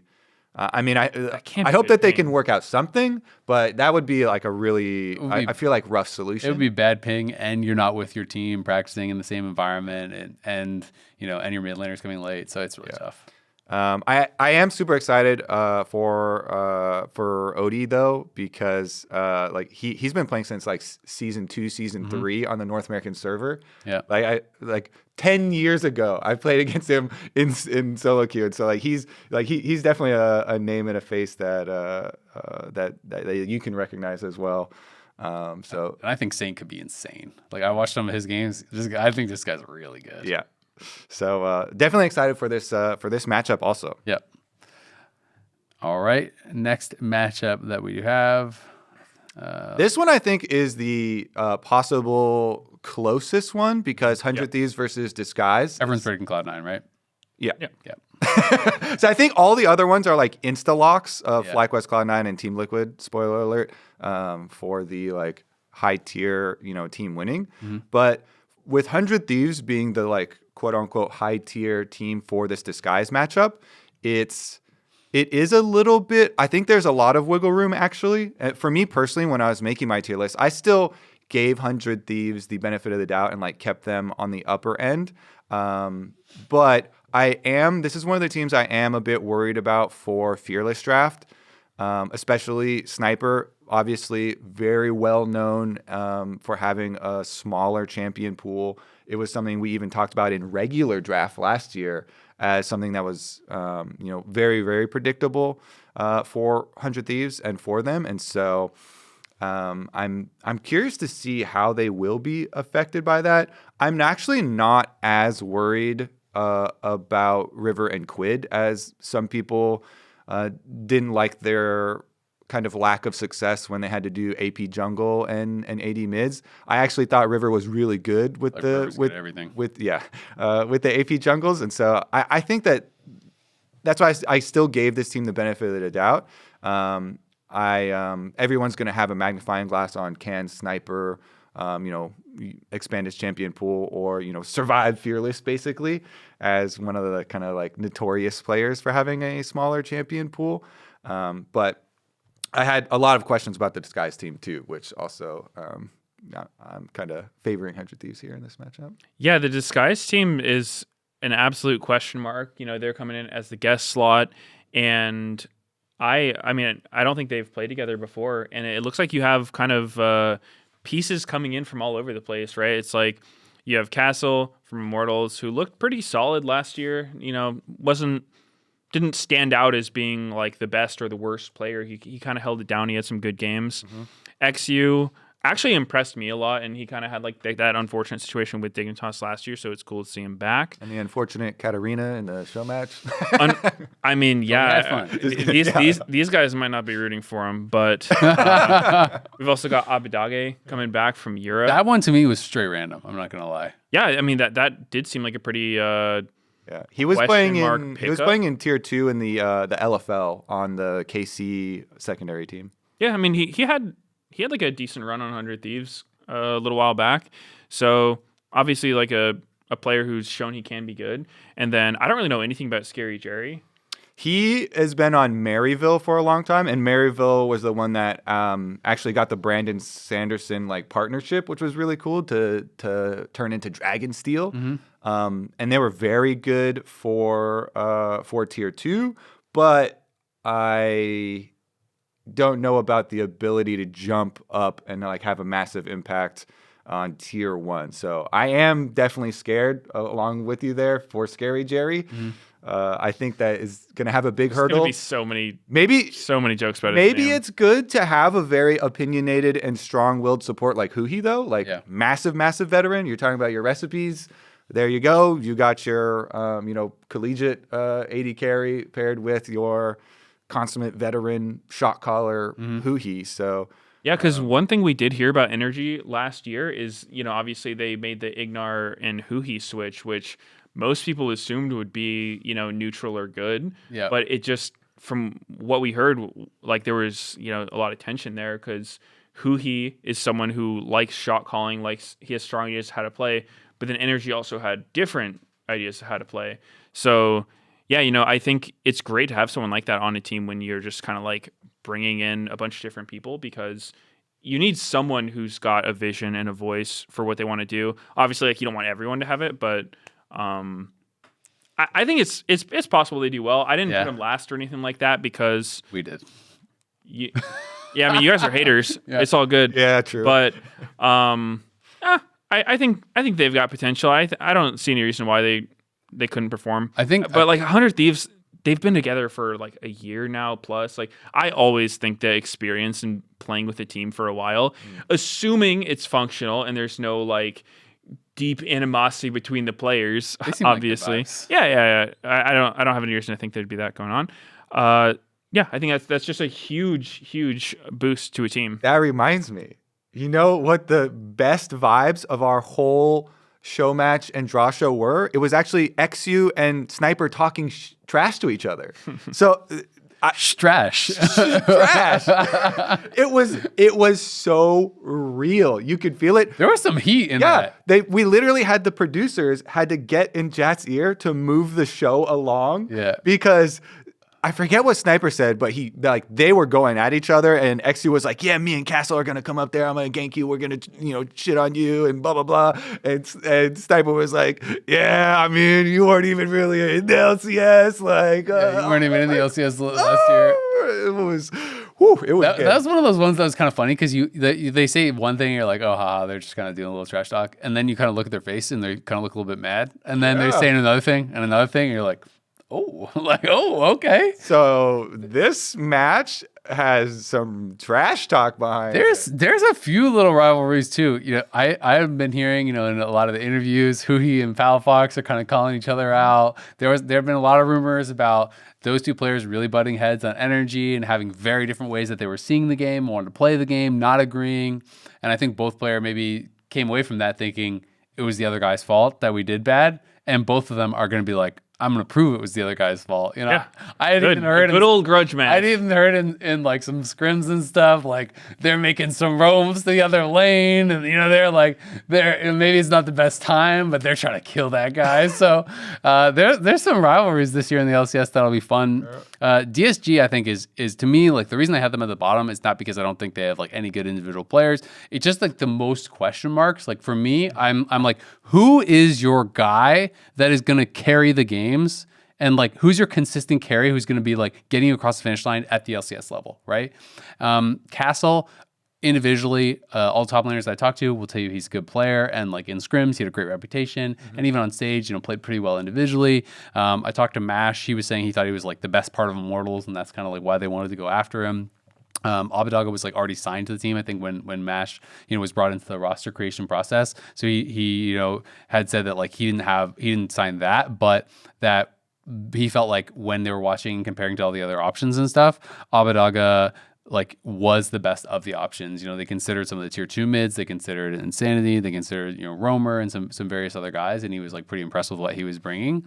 But the reality is it's like XU I thought performed pretty well in Dig, but again like pretty unproven. Scary Jerry, from everything I have seen and from talking to a lot of the casters that casted him that I'm friends with, they were saying they felt like he can be strong, like he's a good team fighter, but he's not someone who can kind of like create his own advantages.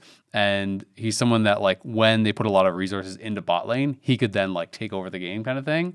But the question is like at the LCS level, can you get those same advantages, and like can you commit enough to like put him in a lead where they can really kind of get across the finish line?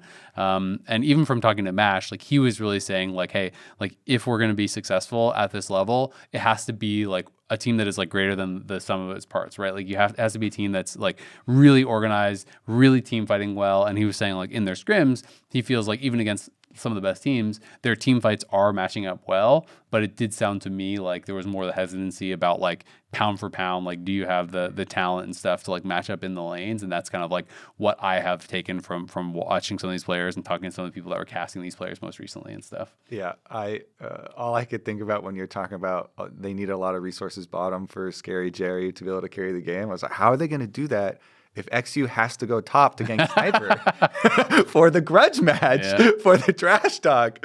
I actually really like XU though. I think he has a really good view of the game, and so I think it'll be yes, they have to be greater than the sum of their parts. I think they also are going to have to really have some reconciliation between probably XU and Huhi, with them being talked about as two of the ones with biggest, views of the game and shot calling wills. Basically, I just theoretically, I see those two as like the leaders of this team. So this isn't one of the teams where I'm worried about them not having a leader or a direction. It's one of the ones where I'm like, can they actually execute on their vision of the game? And so I think they definitely will have a vision, but being able to pull that off versus 100 Thieves, where Meteos was talking about, they've been together and then they added the FBI. So I feel like that's a pretty easy slot in on this team. And actually a pretty big bonus for 100 Thieves, who obviously had to switch out AD carry slot, and that was the like wobbly piece for them last year. I feel like FBI is very stable, and then we also get some cool like old friends rivalry with him plus who he had playing so much on 100 Thieves, and then like Abadaga playing against 100 Thieves as his super old NA org. Yep, and FBI won a championship with 100 Thieves when he was there before. I mean, I think it's like it's interesting because this is one of the teams from talking to all the teams and the coaches that people seem to think have had like the biggest come up, and some of the even coaches were like, I don't even know why they're like good, but they seem to be really good now. And Golden Glue, I remember talking Golden Glue last year, before their splits and stuff, and it was like even the coach himself, like, he's saying, of course, they always have aspirations to win and always have aspirations to go to Worlds and all these things. But like realistically, he didn't think what happened last year was ever going to happen, right? Like realistically, I think he was like, we're like a 6th place team, and like if we get top 4, like that would be really good. Not because he didn't believe in the players, but because he thought that they were going to need a lot more time to grow, right? Yeah. And all of a sudden, like Sniper performed better than he thought he would earlier. Quid performed a lot better than they thought he would, a lot earlier, and all these things kind of happened that sped it up. It's interesting talking about Fearless because Golden Glue was saying he thinks Fearless is going to be like really good for them and they're really excited for it. And he was saying that in their kind of like all their practice and their boot camp, he actually thought Sniper was playing better on tanks than he was on carries, and like that he has really kind of shored up some of the other aspects of his game. So it'll be cool to see if that actually comes across, on stage. He was saying he feels like, because I remember at the beginning of last year, there's all these jokes and people talking about like, Sniper didn't know what Riven's passive did. It didn't know what like overheat changed the abilities for Rumble. Like he just plays. There's no way he didn't know what Riven's passive does. Apparently, is that real? Yeah. This guy's one of the best Riven players on the server. Yeah. Okay. Yeah. Okay. Yeah. But it's just like he just was good. Like he just did what made sense. Good at video games. He's just really good. And so the idea is that like his IQ, his like game IQ has like really gone up, and he's kind of like rounding out his game. So he's just saying like, while maybe he won't get quite as many solo kills as he used to because he's gonna play like maybe with like more respect to like things that could go wrong in the situations, that when he does get a lead, he's so much better at like doing something with the lead now. And that's something that they really saw. And he was also saying he was like so happy with what FBI was bringing to the team, not even just like as a player, but he said him and Spooks were both on a team with him before, and that like he is making the team have such a good atmosphere where he's like always getting all the guys to like play board games together or like play Among Us together or like do other things, and like he has been kind of like the gel for the team apparently. Yeah. I feel like they must have one of the best vibes of any teams for the players. Like they just all seem like fun dudes who are like, not too full of themselves. Like they probably actually just have a lot of fun when they play, which I love to see that. That's so cool. I mean, that's the old school Cloud9 vibes, right? Like where I think that it makes such a big difference. Like when people like each other, you spend so much time around these people when you are on a team, especially like, for some of the teams that are actually like in like gaming house setups or whatever, you're eating together, you're working together, you're playing together, it's everything. So when you get along, it's just going to work way better. Yeah, it's pro gaming. You're playing a game. You should be having fun. Yeah. I mean, Sniper was a very good Ambessa, so I add that one to the list. Yeah. The Showmatch, he certainly took care of Jan, and Jan is in our next matchup here. Team Liquid, and Jan will thankfully be playing AD carry in this matchup, and not top lane, but versus Dig. And this is the matchup that we kind of previewed when we were talking in the beginning of the show about Surdy. And of course, everybody is going to favor Team Liquid, but we can go into it a little bit deeper because I actually did really like the Surdy talking about his history, playing behind Impact and respecting Impact at what he's good at, but still having confidence in himself. And even in the face of literally everyone talking shit about Dignitas. He's still confident in his own abilities and still really driven to not just play but be the best. Does make me more hyped for this matchup.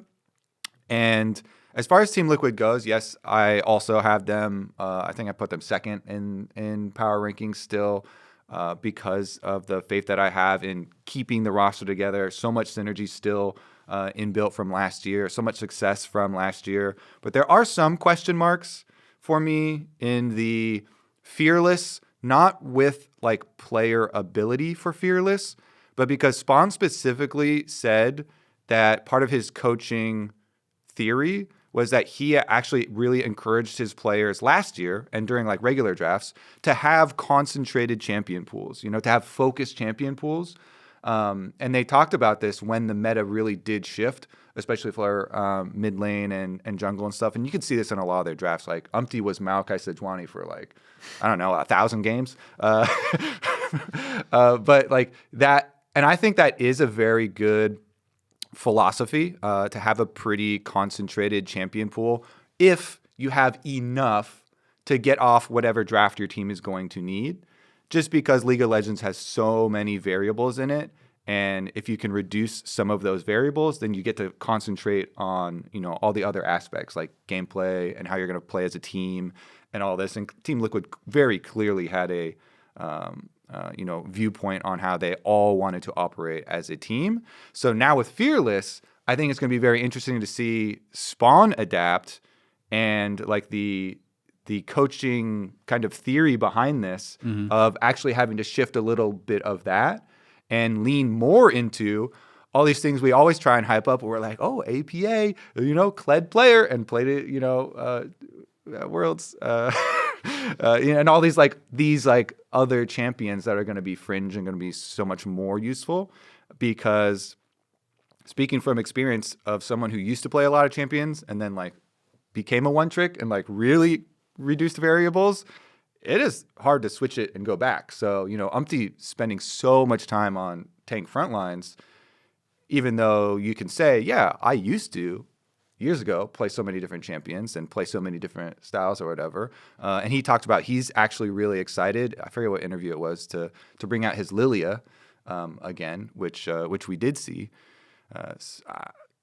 A little people are worried about APA too. Yeah, a little bit just cautious just because Team Liquid were so clear in how they wanted to play the game last year.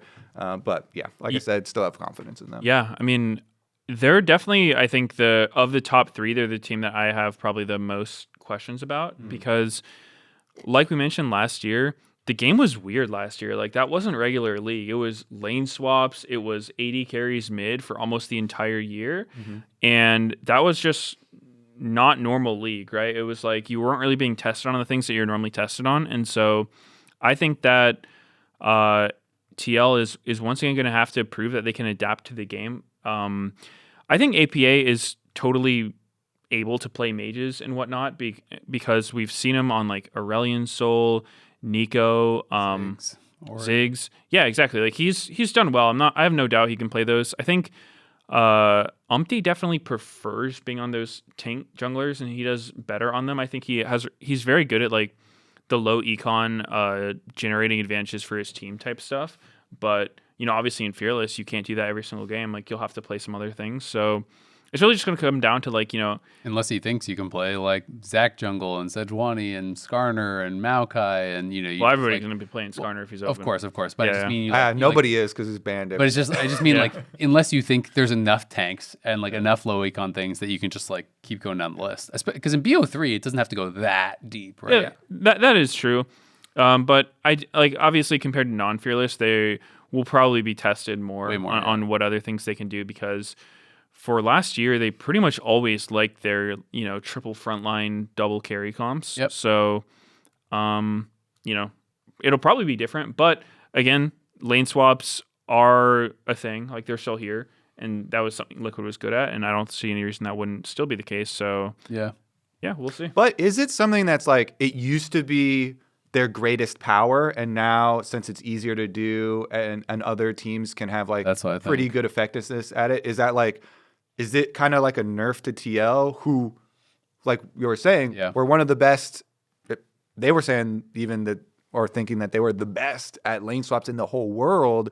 And then lane swaps get kind of like the skill ceiling has lowered a lot, so they can't get that big advantage anymore. That's we'll have to see. I don't know if I'm totally sold on lane swaps being solved or whatnot, because they can definitely cook some stuff up. Yeah, I mean, lane swaps have there's always a little different variations you can do. It's constantly changing, and just getting those small advantages. Whether it's what does your jungler do, where are you going level 1, like your allocation of team members and what you want to go for. It's always changing. So I think that like strategical aspect is something TL's always been really solid on. So and just the base concepts of not even like the beginning of lane swaps, but like all of their recalls and like third swap and fourth swap and stuff are still going to be very relevant. Like, paying attention to all the minion waves and knowing like where to be, when to be, especially with there being more objectives. Yeah. Even though like, I know a lot of people are also like, well, there's like so many objectives now that it's actually just more team fighting and a bit less macro. Yeah. So we'll see. It's really interesting because I talked to Spawn, and he obviously talked about ask everyone about Fearless, and he was saying like he was pretty excited for Fearless because he thinks that like the coach's job is more important, and a few coaches kind of echoed this. It is where it's like it's actually really hard to do a super good draft now because it's not just like, okay, the next champion that APA plays is Pantheon. Well, you can't just like shove Pantheon in the same drafts that they played last year and have it be good, right? You can't just be like, all right, we got Sejuani, Maokai, we've got an Alistar. Now we're going to do Pantheon mid with a Callista. You know what I mean? Like you have to think about the entire composition as a whole and how it works. And so that I think is where, he felt a lot of the complexity was in Fearless drafting, because you need to think, okay, well, if we are considering Pantheon, like what else has to change around that? And like what champions like fit in to actually make this comp cohesive? Like, do you need Kindred jungle, or do you need a secondary carry from there, or whatever, right? And so he was pretty excited about it. He was talking about how he thought Core and Impact were going to be the main kind of beneficiaries of it, because they have had such long careers that they can kind of pull from picks that they're really comfortable in, but they haven't been on Variant and Pro in a long time. And as far as APA, they were bringing in Swiffer, who is a former, a mid lane pro and also coached for SK. And he is going to be like I don't know, I guess what it's called, like the interim head coach or the co-head coach, because Spawn's going to be doing some remote coaching. Mm-hmm. And so when he's not there, he's going to be the one on stage. But he said that they had a lot of success with MASH coaching Yon and kind of doing bot lane specific coaching. So they brought in specifically someone to kind of like help APA and help him really improve on kind of an individual level. So that was kind of their hope there. But TL is really interesting to me because on one hand, it's the exact same roster. They were, for most of last year, the best team in the league, right? They kind of like had a little bit of a rough start and then a rough end. But for most of the year, they looked like the best team. They did well at MSI. They did well at EWC. They were looking like they were going to potentially go undefeated in summer and win the whole thing. Then FlyQuest obviously proved to be better towards the end. But so like that's a real positive, but then some of my concerns are when you think about some of the weaknesses from TL, people often pointed to, well, they're not as good at team fighting as some of the other teams. Well, guess what this season is? It's going to objectives and team fighting over and over. Lane swaps have been simplified, and whether or not, we think they're like fully solved or whatever, every coach was echoing to me how much they're so simplified. It's like way easier to imitate what other people are doing now. So that's an advantage that's kind of gone. A couple of their players in UMT and APA, there's questions about Fearless. Is that going to be, kind of a question mark there? And also a couple coaches, were saying that they don't think TL's as untouchable anymore, that it's like FlyQuest, and then, TL is kind of on a different tier. And so it's interesting to me, I still have a lot of belief in this team and think that they can continue to improve because they showed us a lot of improvement last year. And I don't think that just because they had a weaker end to the year that they've like fully stagnated or anything like that. So I still have a lot of belief in this team, but it does feel like at least some people feel that they're a lot more vulnerable. And we even saw that echoed by Surdy on Pros, who was seeming like, oh, I'm pretty confident against them. I think he said, if the game's less than 25 minutes, like they're not winning kind of thing. Spawn said they're still winning like 65-70% of all their scrims against every team. But like doesn't necessarily mean that they're going to win on stage. But it is an interesting one. Like after talking to all the teams, I feel I have more questions about how TL will do than I did before talking to all the teams. Yeah, I agree with your points on TL. The one thing I would also add is, Impact's performance on carries has always been something that comes into question. Yeah. And with the latest addition to like the champion pool, Ambessa, she's a very mechanical carry oriented champion. And so we're going to have to see how Impact does on Ambessa. It's going to take a lot of practice to get good at her. And I think just for all top laners, that's going to be a huge point of like, can you play her effectively? Because if you prove you're a team that can't play her, that's a huge L in draft, especially with Fearless, because it's like, okay, are you banning it every single game, or are you just going to play against it and that's that kind of deal? So, because even with Aurora, like she can be flex top too. And I think we saw like one Impact Aurora game last year, and that was like, didn't really want to see another one after that, respectfully. So, yeah, I mean, hopefully he puts time into those. Yeah, it's funny because for this matchup, you guys talk so much about Team Liquid side of it because, yes, they are at the top, but there's a lot of question marks surrounding them, like staying at the top. Yeah, like, let's talk Dig. Like you're saying. Meanwhile, for Dignitas, even though we're all probably predicting Team Liquid, I'm like, there's a lot of things I'm super happy about with this team. We already went over Surdy, became a big fan of him, but I'm really glad too that Tomo is getting another chance. Their bottom lane pairing, I think it's going to be really rough versus Jan and Core JJ with Tomo and Isles, but I'm kind of like, rooting for them, rooting for the underdog side of this. And of course, since the tournament is double elimination, all these teams that were, kind of predicting to lose are still going to have more chances. It's just that it does get a lot more risky and a lot more difficult there. You're in your last life. Yeah, exactly. So some of these things that we're talking about here with looking towards Team Liquid, I think from the perspective of Dignitas, it's like, this is what we need to attack. This is what we should attack. Like, we should be, going after UMTI and APA in as many skirmishes and team fights as we can. Because when you talk to individual players, that's one of the big things they bring up. Is not even like, oh, it's Fearless or Draft or whatever. It's like, wow, in a lot of these team fights, it is a lot easier for me to kill APA on the AP carry than it should be. And then you go back and you like look at the positioning and you're like comparing APA Syndra versus Knight Syndra, and you're like, oh, like APA like flash forward here to go try and get like the Syndra stun on someone, and like barely got outplayed and didn't get the kill, but then like he's super far forward, doesn't have his flash, and so you can kind of see where some of those feelings of people are talking about with like especially like positioning in some of these fights, and you're like, this should be the area that like an underdog team like Dignitas, that literally everyone is talking trash about in the entire league, should be looking to attack. And I think that this Dignitas team is going to be very hungry for it if like Surdy seems to have a very good head on his shoulders, is very hungry. Tomo for sure is going to feel very hungry with how he's been bounced around the league all year last year. I'm sure he's got a bunch of revenge names on his list that he wants to go after. I think Kaney will be actually pretty interesting as well. Like he actually did pretty well at Worlds, right? Like they took down he was on R7 when they took down 100 Thieves, and I was thinking that 100 Thieves was going to have mid like absolutely dominated. It was not the story of the series. Kaney was really good on his LeBlanc, on his Ori. He had some good other games as well against Pain. So this is a guy who I think is looking to prove something. He's moving from LATAM, into the LTA, and trying to obviously kind of continue that career. So I think it's going to be interesting to see how they are able to like adapt to this. Shaden is back as well, who he played with EG for a little bit. Is he going to be starting? Because I saw him post something about apologizing for being super toxic again. So is Shaden actually going to be starting? He has had issues with that for sure in solo queue. But I don't know. I watch his stream sometimes. Like I like watching him jungle, and I don't usually see him be too toxic. Like every once in a while, I think he's one of those players who should just turn his chat off and leave it off. Exactly, because disable it. I don't usually see him instigate it, but like if somebody flames him, he has to respond. Which it's just the biggest bait is jungler. Like I do it too sometimes. I try not to, but like I'm guilty of it in the past.